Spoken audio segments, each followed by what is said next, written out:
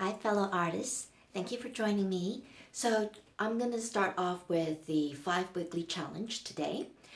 And now, this is about how to accomplish a dream. It basically brings you from one step to the next. There are actionable steps that will help you to redefine your dream and make it into a reality.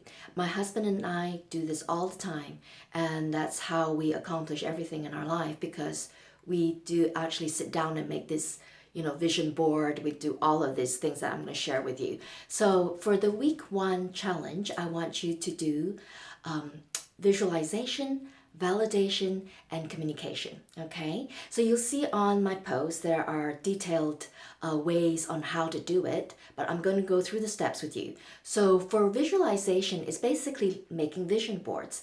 So when you think about your dream of wanting to accomplish a successful art business, I want you to think about what you need to do to get you there. Perhaps you want to do a large collection of artwork and you want to learn some marketing skills. You want to be able to describe your work properly and also effectively. Perhaps you want to get your nuts and bolts ready, for instance, your bio, your art statement, and your CV ready. Okay, so whatever it is that you think that you need to accomplish your goals, either take some old magazines, cut out images that is relevant to this dream, or write down the words and put it on your vision board.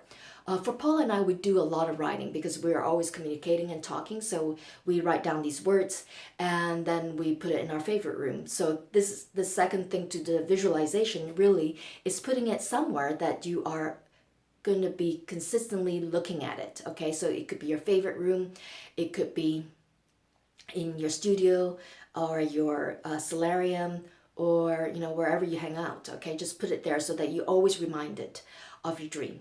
The second one is validation, and validation is very interesting because validation is more of a cerebral practice.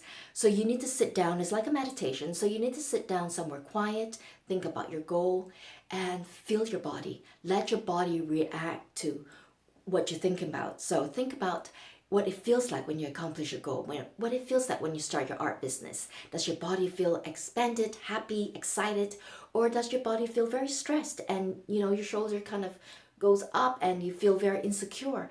Now, when you feel insecure and your body doesn't feel good, it doesn't mean that you've got to throw away your goal. It doesn't mean that. It just means you need to think about it a little bit more, plan it out a little bit more, and then do that validation practice again.